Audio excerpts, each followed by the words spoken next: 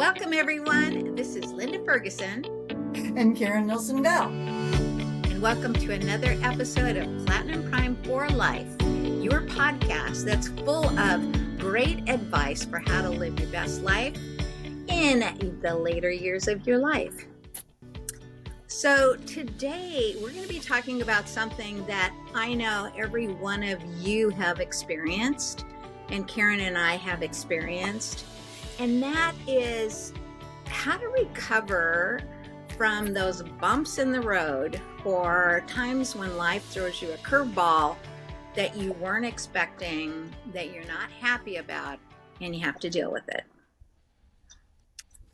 So, yeah, why am I talking about that this week? It was my choice. And you know, this was just a little thing in life that my husband and I had planned on going to a restaurant that looked great. We made reservations, we invited friends, it was all wonderful. And then something happened when my husband had something come up that was health related that turned out to not be a big deal, but it was like, well, we have to change all our plans and do it at the last minute and scramble around, and which is what we did. And so I just thought, dang it, I was looking forward to this all week. Yeah. And how do you roll with, this was pretty much a nothing.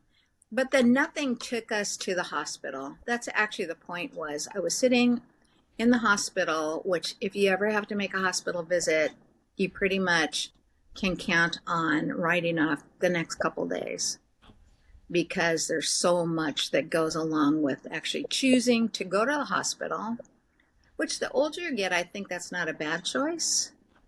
If you have something you have attention on and it's something that you have attention on enough that you want to address it. But again, you have to know that that's definitely a bump, and that bump can go in many directions. So I thought, let's talk about stuff like this. So in this episode, what we're going to be talking about, and some of the things that we really want to share with you, is some quotes from people who give really good advice on how to deal with bumps in the road, and then how you can shift an unpleasant bump into something that you feel is more controllable for you. Some of the strategies that you can go through to empower yourself. Yeah. How to turn those setbacks, if that is indeed what it was, into a setup for something better. And then at the end, as always, we have a very cool and free tool to help you facilitate that. So, story time here. Karen, tell me about a bump in the road that you've experienced. I have two. I have three. I have many, but first of all, I need to ask you: the hospital visit, was it you and yours, or somebody else that was around? Was it you? No, it was Eric. Okay. I just didn't know if I missed taking good care of my friend, and because I didn't even know that had happened. So okay, now my mind is at ease. Sure. And let me just actually tell you what the story was very quickly. Okay, I would like that. So Eric, he's probably one of the most productive people I've ever encountered, meaning the man cannot sit still. If he has a moment to spare, he figures out some very good way to put that time to good use. So Saturday, it was a hot day, could have been raining, wasn't raining. So it was over 90 degrees, but it was very humid, because even though we weren't getting rain at our house, it was raining all around us. So the humidity was off the charts. And so he did an 11-mile bike ride and then came home and did like heavy gardening. We have a really big property. And I was literally outside doing some natural weed killing with 30% vinegar, salt, and soap that just actually kills weeds amazingly well. And I had to come in after a little while because I felt like I was going to throw up. It was that hot, which was weird for me. Anyway, Eric came in. He couldn't get his heart rate to come down. He felt like his heart was racing. But then after about 45 minutes, he said, my heart's still racing. It's weird. And I said, we're going to the hospital. So that was that. And it turned out to be a one-off. Dehydration and heat can trigger an episode like that. So, but they kept him in and did a bunch of tests to say, okay, go home. I say that is absolutely fascinating to me because I've had this happen 3 times in the middle of the night, and it always boiled down to dehydration and not taking your electrolytes. So any of you who are watching this and live in humid places like Florida, or even where I'm from, Kansas City was terribly humid in the summer. You need your electrolytes, boy. That heart racing thing is scary because you don't know. You don't think, oh, I'm dehydrated. You think, oh, my heart. So Yeah. that was really great that you took that action, and then you didn't need any further. Well, you needed further steps, which was to take electrolytes. Sure. He did take electrolytes. That didn't handle it. So he does knee jerk in that direction. He takes Oh, care of himself pretty well. It literally was, I think, just the beating sun, and it was so hot. He must have dehydrated pretty fast. yeah. Here's actually the thing about health scares when you're older. The older you get, the more you lose friends.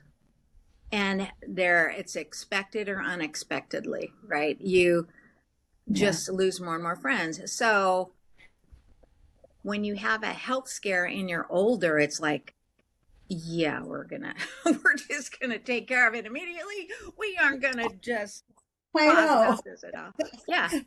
Okay. So back to here's the 2 major things in my life were highly unexpected. I married a younger man.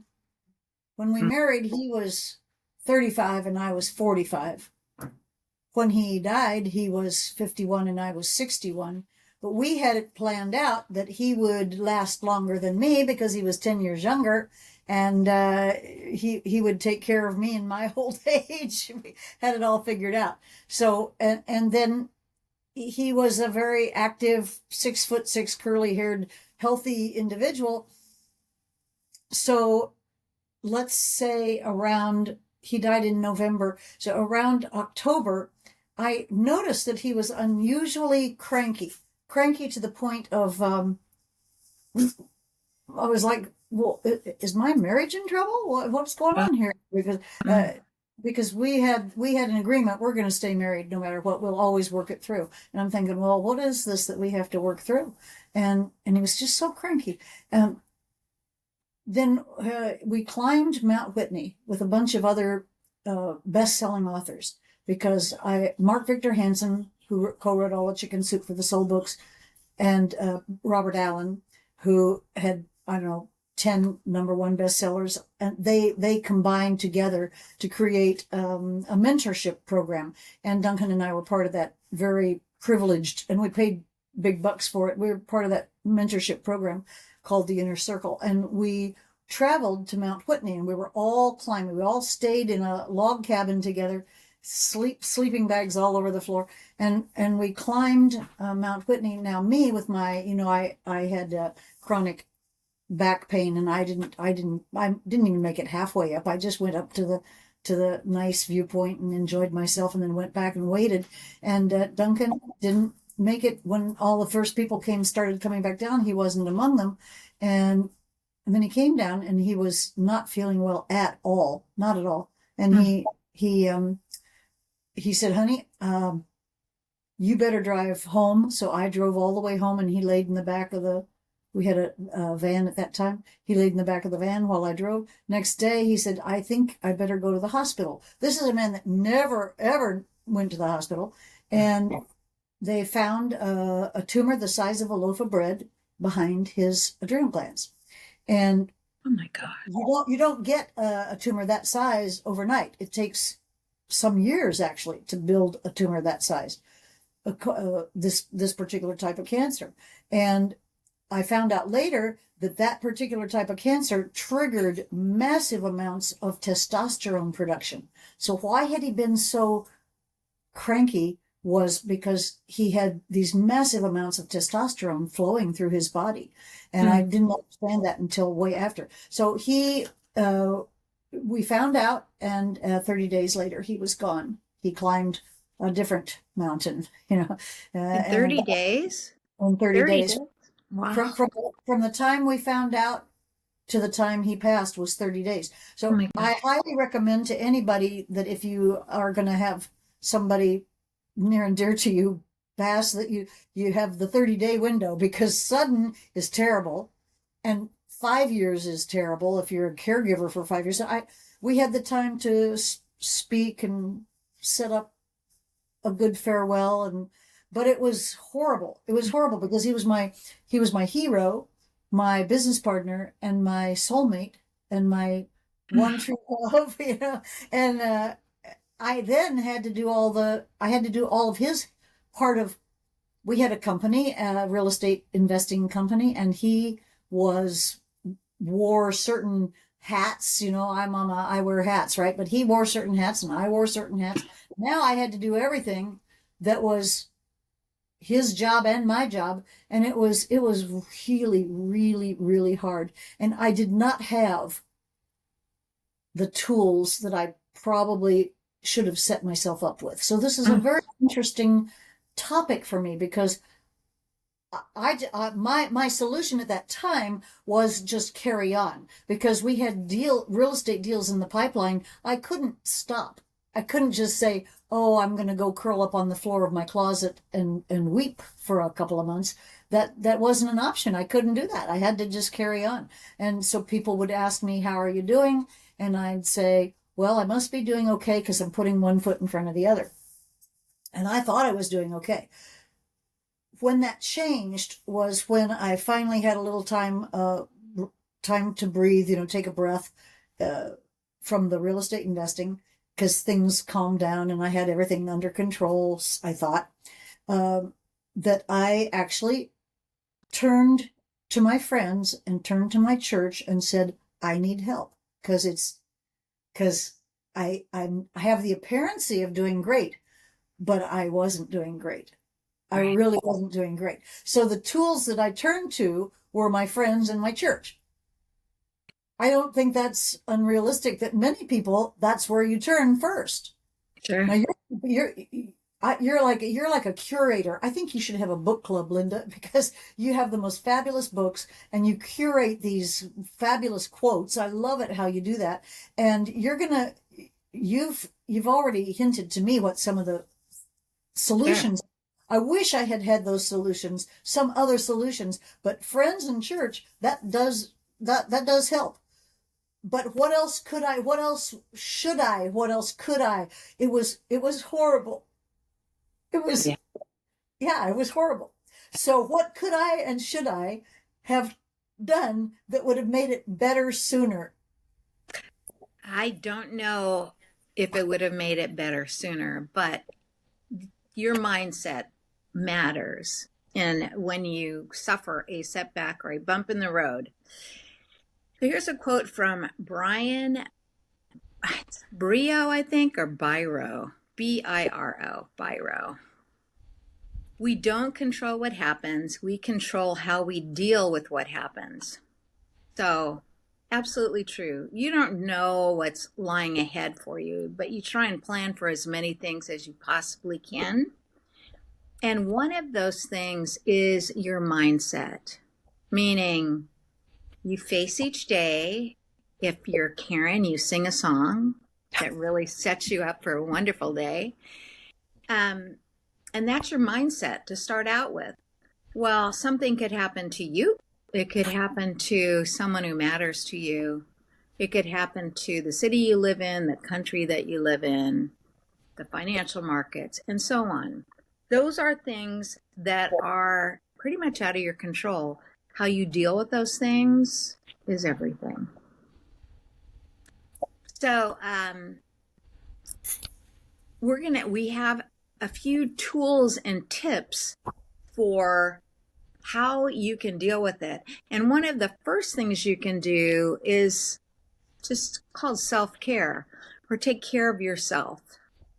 So rather than fiercely braving on like, oh, this sucks and oh, well, whatever, I'm just going to keep going on, you have to keep persisting, but you also need to be mindful of where you're hurting or where you were caught unawares, and kind of put a little bit of distance between the incident, your perspective of the incident, and then your course of action on dealing with it. And that all comes under the umbrella of self-care, taking care of yourself, because you rely on yourself, and chances are that many other people rely on you. Yeah. So what are some of the things you can do? Karen, again, just relate what the tools were that you turned to for your own self-care when you needed help. It's funny that you mentioned Karen sings a song. One of the things that saved me when I came to Florida, because Duncan had a lot of business here in Florida, and I came down to kind of tie up some loose ends, and I had a condo that looked out over Clearwater Bay, I guess you would call it, as like a waterway, and beautiful bridge and everything. And I would sit at the piano. I aimed my piano so that I would sit and look out over the bay, and I would get distance. It gave me like I could look off into the horizon, and I would play music. And I wrote a song called La La La La, I Love You. And it was to Duncan. And it was, the lyrics are La La La La, I Love You. That's the lyrics. Pretty much. I mean, there's a few other things, but mostly it's just La La La La, La La La La, La La La La La La. And it's a real pretty song, but the music at that time, that was what helped me to calm down. That was a form of self-care, was creating something aesthetic to take my mind off of the pain. Because when I put my mind someplace else, something where I was needing to create, that's a beautiful thing about being an artist, is you get to create your own, you can create whatever you want, whether you're a writer or a musician, whatever you are, you're creating a painter, you create your own universe. And that was probably, between church, friends, and music, those were the things that brought me back around, and also a lot of reflection and help reflecting on life, trying to betterment, self-betterment. I did a lot of self-improvement stuff, to make me better, because I could see I was not my best. I wasn't my best self. So I turned to self-improvement stuff, music, friends, and church. So that's kind of. What about you? I mean, this is I've given you my story, but and the other was actually the downturn of the economy hit so many people, and it hit me very hard. So that was another one that. Oh, wow. And then we've had these hurricanes that have impacted people and changed lives from one day to another day. I had 30 days, but people in the hurricanes didn't have 30 days, So give me, well, first of all, what do you say to what I just, do you want to comment on my answer? Absolutely. So, I alluded to, when you have a setback, that is a problem, right? It sort of compresses everything into, it's all just happened, and it's all just happened now, and it's all sitting right on you. Mm-hmm. And so getting distance between what just happened mm-hmm. and where you are, there are different ways to do it. So you looked out, So you put some distance there. You looked at it something beautiful, calm, and soothing. And then you created something beautiful that expressed a feeling that you wanted to strengthen, which was beautiful. And I've heard that song before, so I agree with you. You know what? If people want to hear the song, maybe they could message us and I could send them the song. I wouldn't mind. I, I would I love. never released it as I have not released it as a record or anything. It's very, I don't know if anybody else would like it, but I think they might. It's very calm. I definitely, it's beautiful. So definitely, if you would love to hear Karen singing her song to Duncan, message la la la. La la la. I love And you. we'll send you the link. La la la, I love you. So what I do when things get weird is I journal. I have been journaling for many, many years. So every day, and now twice a day, I write in a journal. And once it's out of me and on paper, so I'm putting some distance there, it Oh, allows me to separate out my thoughts and gain some perspective on what just happened, how I'm feeling about it, what I'd like to change about what just happened, what my plans are for dealing with it. And the interesting thing is, I rarely go back and look at my journals. I just don't. Every once in a while I will, but for the most part, I won't, unless I pick up something maybe like 5 years ago, 10 years ago, and flip through and see where I was at that moment in time and where I am now and what the changes are. Super fascinating. So something that it's a very good tool for when you've hit a bump in the road of some sort or another, large or small. I great. think it's good. Oh my gosh, that's a great idea. That's a great suggestion. I wish I had journaled all through my young years as a child because my grandmother and my mother both journaled every single day, and I've been in possession of their journals. And I got to a certain point where I had too much living going on that I didn't have time for journaling, I thought. But that's when I should have been journaling. It was when things were hot and heavy and exciting adventures. I should have been journaling, but that's a great suggestion, Linda. Fantastic. I think I need to return to that. You know what? I would just say try it. We have a little tool, a little downloadable that includes journaling for anyone listening that would like the tip. So just let us know if you'd like it. Yeah. And so Lolo Jones, I don't know if y'all remember her, but she was an Olympian. Oh, And yeah. she has a journaling tip that journal with a vivid, emotional tears dripping on the page passion to just get it out of you.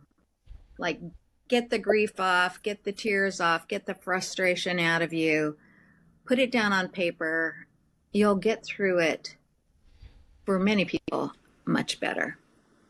I just thought of something. You know what, Yeah. Linda? What? When I was writing La La La La, I Love You, it Yeah. was a journal. It was exactly that. It was getting what was inside out of it, out of me with passion. That I was journaling. I just didn't know I was journaling.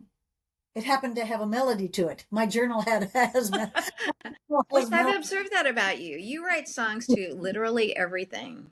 yeah. Anything you want to remember, anything you want to just keep focus on. There's a little song that's so expertly written that it turns into an actual song that other people sing. Yeah. And we're in choir together, and we sing a few of Karen's songs that started out as something she just sang to herself every day. They're pretty good. I just One of the benefits of hanging out with you, Karen. journaling with melody. There you go. I think a So, lot of writers do that, by the way. David Pomerantz, very famous songwriter, singer, yeah.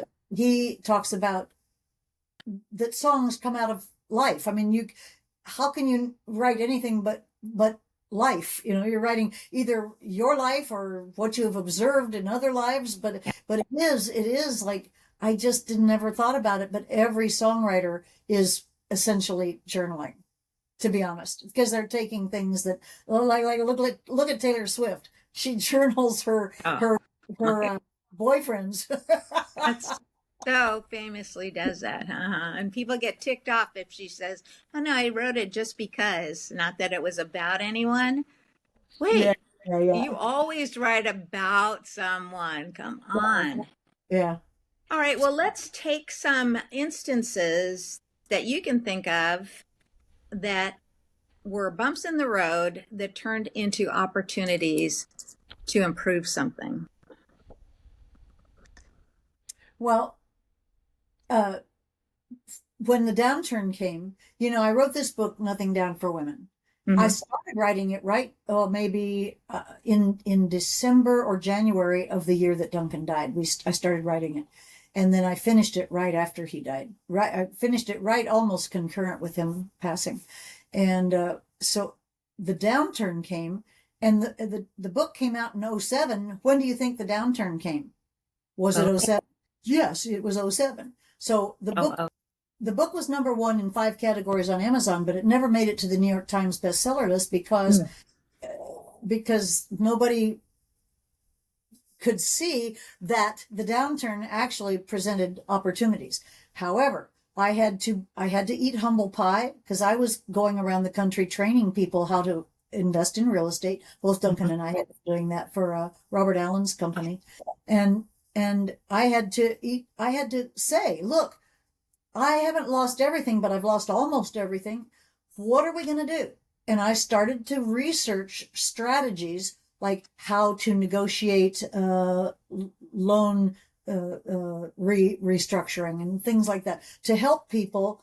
And so that set me on a whole new path and set me on a new financial journey, which was a lot of challenges, but a lot of fun because now here I am. It was years of rebuilding, but it actually set me up for a different kind of financial adventure than I'd ever had before, and I'm loving it. I'm loving where I am, and so it forced me. It forced me to take steps that I hadn't even known I wanted to take.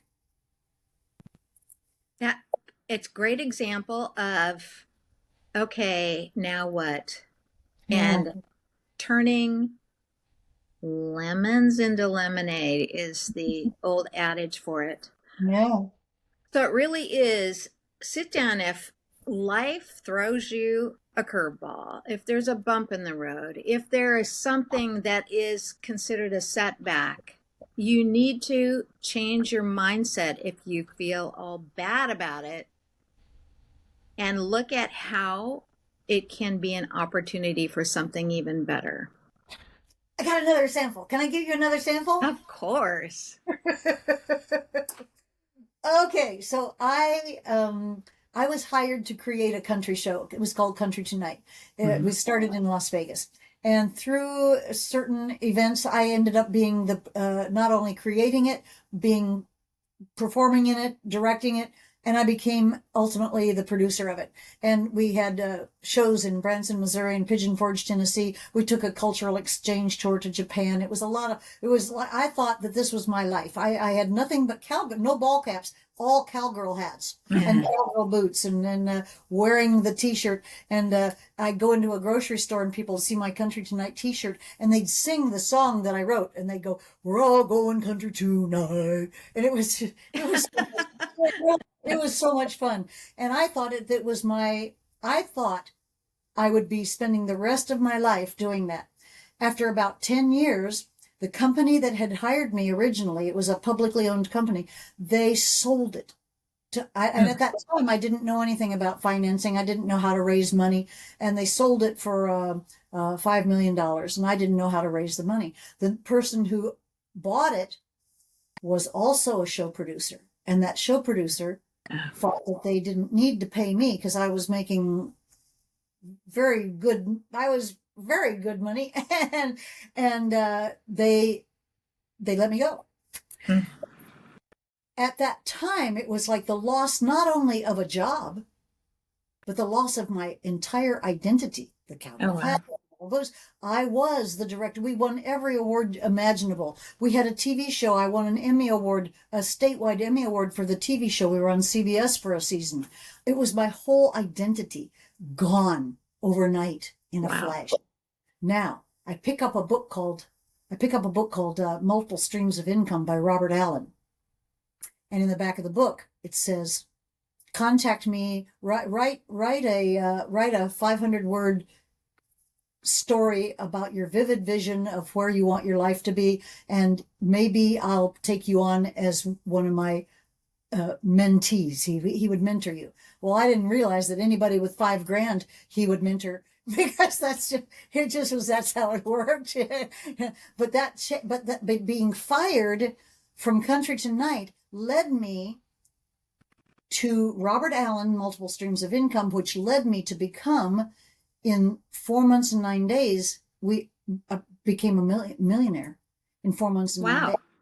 So, and I detail all of that in the story, in the book, Nothing Down for Women, because that's co-written with Bob Allen. He's my co-author. Can you still get your book? Pardon me? Can you still get that book? Not available right now. It's going to be re-released with, because at the moment, the data in it, there's 3 chapters or so that are just not relevant anymore, because in those days you could go and get 100% financing on any street corner. You could get 105% financing. So some of the advice is not possible. You can't do the things that you could do then. So no, it's not available right now, unless you come to my house and borrow a copy from me. That'd be about the only way right now. But all that, becoming a multimillionaire through the real estate that we did. I became a multimillionaire through real estate investing. Then I became a minus millionaire because of the downturn. Multi is definitely better than minus, by the way. It's a better, efficient way to live when you've got enough to handle your own personal self, because then you can start to turn your attention outward to other things besides just, is there food on the table and gas in the tank? It's a lot more, it's a lot more fun way to live. So, but nevertheless, if it hadn't been for being fired from Country Tonight, where I was doing well and thought I was doing well, thought that was my whole identity, I would have never, ever, ever had the life that I had. I am very happy that you did a mindset shift. Yeah. From a fired show producer to, in 4.5 months, 5 months, we'll say, a multi-millionaire. Yeah. Wow. And a whole identity shift too, to a best-selling author. That's amazing. I didn't even think about that until you asked the question, but it was a huge. Yeah. All right. So hopefully you get as inspired in asking questions of yourself as Karen did in that utter huge shift in her life. And so mindset, opportunities, how can you take something that has set you back and turn it into a positive, an improvement on the existing situation, more toward the life that you want to live? And so just reach out to us. There could be a link on this page. If not, you can just comment if you see this. Download, and we will send that off to you. And with that, we are going to wrap it up for the week. Karen is going to sing us a song here. No. You should write like a jingle for the. So here's the song I wrote to start the day, and it's not supposed to be sung beautifully. It's supposed to be sung with vigor and enthusiasm and kind of shouted out. And it goes, "It's going to be an awesome day. Something wonderful is on the way. Everything I say is so today. Absolutely everything is going my way. It's an awesome, awesome, awesome, awesome, totally awesome day." All right. Yes, I love that. I feel energized. So with that, goodbye, everyone. Have an awesome day. See you next week. Bye.